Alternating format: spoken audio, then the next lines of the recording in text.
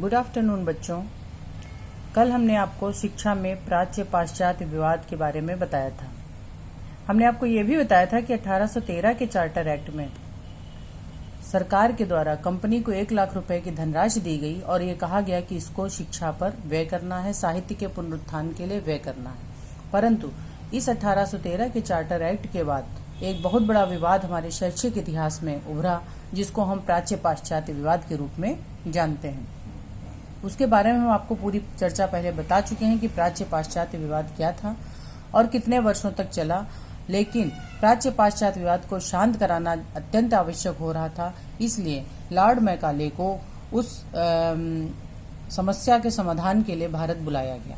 अभी Lord Macaulay कौन थे, इसके बारे में आप सुनिए कि लॉर्ड मैकाले कौन थे और उन्होंने अपना विवरण पत्र देके इस समस्या का समाधान कैसे किया। क्योंकि हम आपको पहले भी बता चुके हैं कि लॉर्ड मैकाले अंग्रेजी का प्रकांड विद्वान और कट्टर समर्थक था, तो हम इशारा कर चुके थे कि इसके विवरण पत्र में इसने कैसे समस्या का समाधान किया होगा। उसी चीज को आज हम आपको बताने जा रहे हैं। लॉर्ड मैकाले का पूरा नाम थॉमस बेबिंगटन मैकाले था। ये अंग्रेजों का अमूल्य रत्न था। लॉर्ड मैकाले एक सुयोग्य शिक्षा शास्त्री, राजनीतिज्ञ एवं कुशल प्रशासक था तथा अंग्रेजी का प्रकांड विद्वान था। लॉर्ड मैकाले ने 1834 को गवर्नर जनरल की काउंसिल के कानूनी सदस्य के रूप में कार्य करना प्रारंभ किया था। उस समय के गवर्नर जनरल विलियम बेंटिंग ने मैकाले की योग्यताओं से प्रभावित होकर उसे लोक शिक्षा समिति का सभापति नियुक्त कर दिया। गवर्नर जनरल जो उस समय के थे विलियम बेंटिंग, उन्होंने मैकाले की योग्यताओं को देखा, उसकी कट्टरता को देखा, उसकी स्वामी भक्ति को देखा और उस जान गया कि अंग्रेजों के पूर्ण रूप से पक्ष में है, इसलिए उसको लोक शिक्षा समिति का सभापति बना दिया गया। इसी समय विवाद जो 1813 का 20 वर्षों से चला आ रहा था, उसके फलस्वरूप उस विवाद को शांत कराने के लिए, चूंकि ये कानूनी सलाहकार के रूप में आया था, इसलिए इसको कानूनी सलाह देने का महत्वपूर्ण कार्य दिया गया। अतः इसी समस्या के समाधान हेतु लॉर्ड मैकाले ने 2 फरवरी 1835 को अपना विस्तृत विवरण पत्र प्रस्तुत किया। इसका विवरण पत्र 1813 के आज्ञा पत्र के संदर्भ में 43वीं धारा, जिसमें यह कहा गया था कि साहित्य का पुनरुत्थान, विद्वानों का पुनरुत्थान, उसके संदर्भ में उसी धारा की विवेचना एवं व्याख्या करने के लिए प्रस्तुत किया गया। तो इसमें इसने कैसे इसकी विवेचना और व्याख्या की 1813 के आज्ञा पत्र के 1813 के आज्ञा पत्र में जो संदर्भ दिए गए थे वो हम आपको पूर्व में बता चुके हैं, जिसमें कहा गया था कि 1 लाख रुपया सालाना व्यय करना है। उसको पहली इसने धारा को इसने ऐसे क्लियर किया कि ईस्ट इंडिया कंपनी शिक्षा के लिए केवल 1 लाख रुपया सालाना व्यय करने के लिए तो बाध्य है, किंतु इस धनराशि को वह किस आधार पर व्यय करेगी यह उसकी स्वेच्छा पर निर्भर है। क्योंकि हम आपको बता चुके हैं विवाद का आधार सबसे पहले यही था कि इन्होंने कहा 1 लाख रुपया साहित्य पर व्यय करना है, लेकिन किस साहित्य पर व्यय करना है ये उस चार्टर एक्ट में बिल्कुल क्लियर नहीं था। तो इन्होंने कहा कि हम व्यय तो करेंगे, लेकिन ये हमारी स्वेच्छा पर निर्भर है कि हम कैसे व्यय करेंगे। यह मैकाले ने उस धारा की व्याख्या की। दूसरी धारा की व्याख्या उसने कुछ इस प्रकार की कि 1813 के आज्ञा पत्र में जिस साहित्य के पुनर्जीवन और परिमार्जन के लिए प्रयुक्त किया गया है, उस साहित्य का तात्पर्य केवल अरबी अथवा संस्कृत से नहीं है, अपितु अंग्रेजी साहित्य को भी उसमें सम्मिलित किया जाना चाहिए। ये वो अपने हिसाब से सारी धाराओं की व्याख्या कर रहा था। तीसरा महत्वपूर्ण पद जो इस आज्ञा पत्र में लिखा गया है वह है भारतीय विद्वानों का प्रोत्साहन। 1813 के चार्टर एक्ट में एक महत्वपूर्ण बिंदु ये भी था कि भारतीय साहित्यों का प्रोत्साहन दिया जाए, उनकी योग्यताओं को बढ़ाया जाए। लेकिन लॉर्ड मैकाले ने कहा कि हम भारतीय विद्वान में विद्वान उसी व्यक्ति को मानेंगे जो लॉक एवं मिल्टन की कविताओं का उच्च ज्ञान रखता हो, न्यूटन की भौतिकी में निपुण हो, न कि उस व्यक्ति से जिसे हिंदू शास्त्र कंठस्थ हो। यानी कि उसने कहा कि हम उसका मतलब भारतीय विद्वान भी वही हो जो अंग्रेजी लिटरेचर को जानते हो।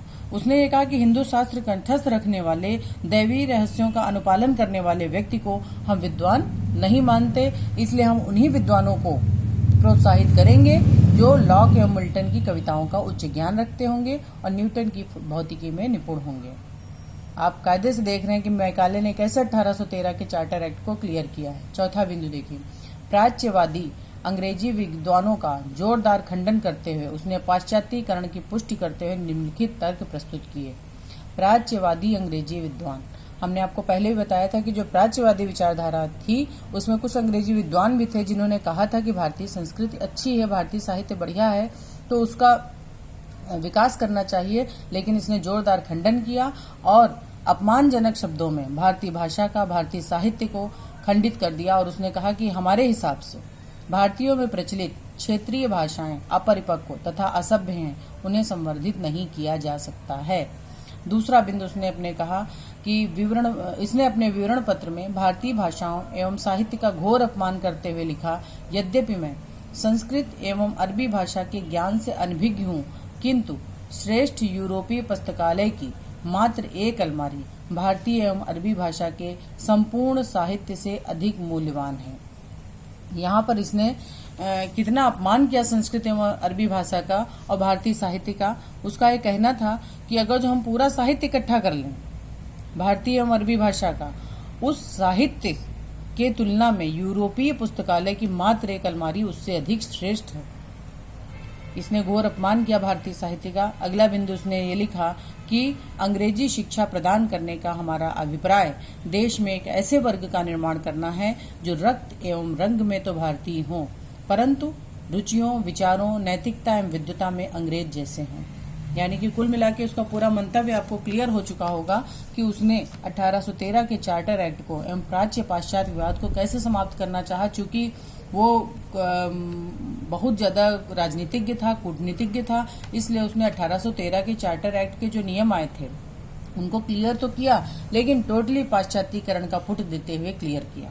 और उसने कहा कि भारतीय साहित्य समृद्ध करने के लायक ही नहीं है, जबकि आंग्ल साहित्य में बहुत कुछ ज्ञान है, बहुत कुछ योग्यताएं हैं जिसको हम भारतीयों को देकर भारतीयों को अपने योग्य बना सकते हैं। अब लॉर्ड विलियम बेंटिंक तत्कालीन गवर्नर जनरल थे। उन्होंने मैकाले के विवरण पत्र को शब्दशः स्वीकृति प्रदान कर दी और पाश्चात्यवादी स्वरूप एवं शिक्षा प्रयासों पर मोहर लगा दी। इस प्रकार भारतीय शिक्षा का स्वरूप भारतीयों में यूरोपीय साहित्य का प्रचार हो गया तथा शिक्षा की धनराशि इसी उद्देश्य के लिए व्यय की गई तथा भविष्य में प्राच्य साहित्य का मुद्रण एवं प्रकाशन बंद कर दिया गया। जबकि ये नहीं होना चाहिए था कि प्राच्य साहित्य का इन्होंने मुद्रण एवं प्रकाशन बंद करा दिया, परंतु एक बिंदु इसमें ये भी इन्होंने रखा कि प्राच्य विद्यालयों को हम समाप्त नहीं करेंगे, न ही उनको बहिष्कृत करेंगे, अपितु थोड़ी बहुत धन की व्यवस्था उन प्राच्य विद्यालयों के लिए भी करा देंगे, लेकिन प्राच्य साहित्य को समाप्त करने के लिए इन्होंने मुद्रण एवं प्रकाशन उसका बंद करा दिया और मूल रूप से भारतीय शिक्षा का आधार यूरोपीय साहित्य का प्रचार एवं प्रसार हो गया। इस प्रकार ब्रिटिश साम्राज्य के द्वारा अंग्रेजी शिक्षा की व्यवस्था कर दी गई और उनके अनुसार, अब ये तो उनके अनुसार हुआ ना प्राच्य पाश्चात्य विवाद का अंत, जबकि इस धारा से और इस इनकी व्याख्या से कोई भी भारतीय खुश नहीं हुआ, कोई भी प्राच्यवादी खुश नहीं हुआ, सभी विद्रोह में आ गए। उनका कहना था कि ये इन्होंने बिल्कुल अपने मन मुताबिक उस धाराओं को व्याख्या कर दी है। चूंकि धाराएं दी जा चुकी थी, धाराओं में कमियां थी, इसलिए उन कमियों को दृष्टिगत रखते हुए अपने कूटनीतिक विचारों से उसने संपूर्ण धारा को 1813 के चार्टर एक्ट की संपूर्ण धारा को पाश्चात्यकरण की तरफ मोड़ दिया और तत्कालीन governor general Lord William Bentinck से इस पर मोहर लगवा ली और कहा कि भारतीयों में यूरोपीय ज्ञान का ही प्रचार प्रसार होना चाहिए। लेकिन आप खुद समझ सकते हैं, इन लोगों ने कहा कि हमने प्राच्य पाश्चात्य विवाद का अंत कर दिया, लेकिन क्या अंत हुआ होगा प्राच्य पाश्चात्य विवाद का? जब आप प्राच्य साहित्य के मुद्रण प्रकाशन को बंद कर रहे हैं, आप यूरोपीय साहित्य का प्रचार प्रसार कर रहे हैं। अब आगे हम आपको प्राच्य पाश्चात्य विवाद के अंत कैसे हुआ इसके बारे में अगली कक्षाओं में बताएंगे। धन्यवाद।